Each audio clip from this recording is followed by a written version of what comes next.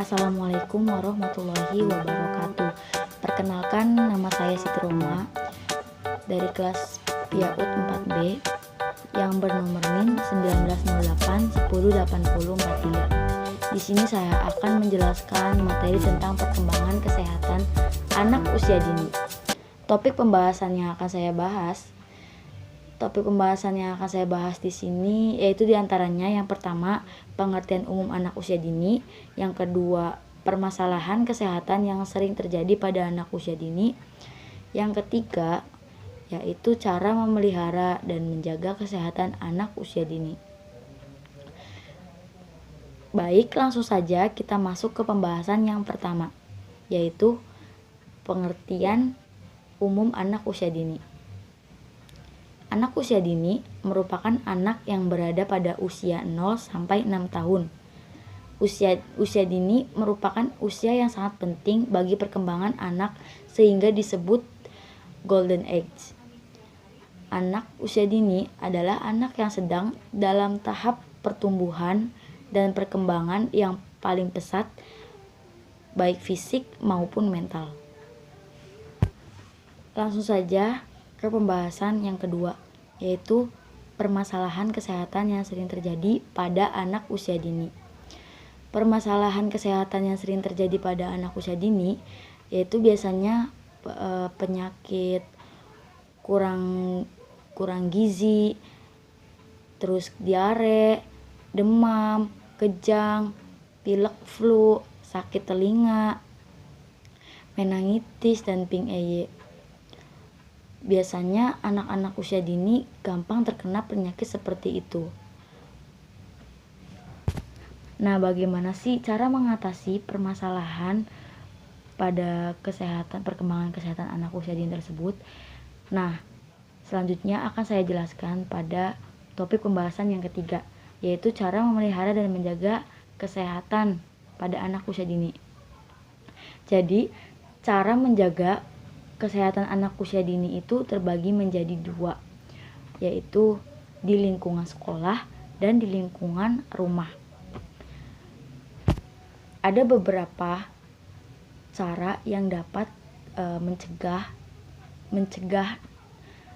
mencegah datangnya penyakit terhadap anak pada lingkungan rumah, yaitu yang pertama, membiasakan anak untuk selalu mencuci tangan. Kenapa sih harus membiasakan anak selalu mencuci tangan pada saat di rumah? Karena itu adalah salah satu untuk mencegah kuman-kuman yang menempel pada tangan-tangan anak dengan mencuci tangan, agar kuman-kuman tersebut dapat mati dan tidak akan masuk penyakit-penyakit kepada anak. Tingkatkan kebersihan tangan dengan membiasakan mencuci tangan anak pada setiap kesempatan, yaitu contohnya pada saat mandi, sebelum sarapan, setelah menggunakan toilet, setelah main di luar, dan lain-lain. Hal ini akan membantu mencegah penyebaran kuman-kuman. Kemudian yang kedua, yaitu membiasakan hidup bersih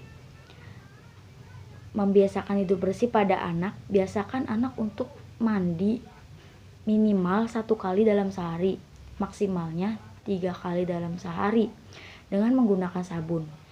Kenapa harus menggunakan sabun? Karena dengan menggunakan sabun itu kuman-kuman yang ada di badan dan yang ada di sekitar tubuh anak itu akan mati. Jadi harus menggunakan sabun. Kemudian yang terakhir, yaitu dengan memberikan makanan yang baik, seperti halnya memakan buah dan sayuran adalah penting untuk mencapai gaya hidup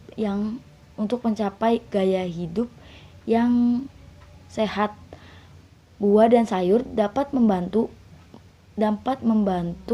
melawan infeksi dan menggantikan cairan yang hilang. Selain itu, kadang anak merasa bosan bila menu bikinan orang tua itu aja.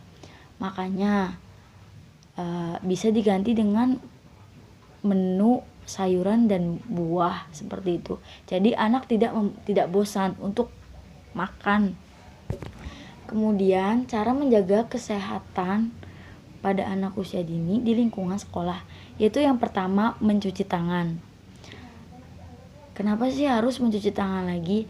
Karena anak itu kan suka melakukan kegiatan-kegiatan yang aktif pada saat bermain dengan teman-temannya, sehingga tidak sadar bahwa banyak kuman yang menempel di tangan-tangannya tersebut. Makanya diharuskan anak selalu mencuci tangan ketika sesudah melakukan aktivitas, seperti sesudah beristirahat, bermain, sesudah makan, sesudah jajan, dan lain-lain. Kemudian tidak membuang sampah sembarangan. Anak harus dibiasakan tidak membuang sampah sembarangan, karena jika membuang sampah sembarangan itu banyak kuman yang bersebaran di lingkungan sekitar. Jadi otomatis kuman tersebut akan menempel pada tubuh anak. Makanya anak dilarang untuk membuang sampah sembarangan. Kemudian yaitu yang ketiga, menjelaskan makanan berbahaya. Jadi seorang guru itu harus menjelaskan kepada anak muridnya untuk tidak jajan sembarangan, karena banyak jajanan sekolah yang dibuatnya itu tidak steril dan banyak kuman-kumannya. Makanya jangan biarkan anak untuk jajan sembarangan di lingkungan sekolah. Lebih baik membawa bekal sendiri dari rumah. Kemudian yang terakhir yaitu gerak aktif. Cukup sekian penjelasan dari saya. Kurang dan kurangnya mohon maaf. Wabillahi taufiq wal hidayah. Wassalamualaikum warahmatullahi wabarakatuh.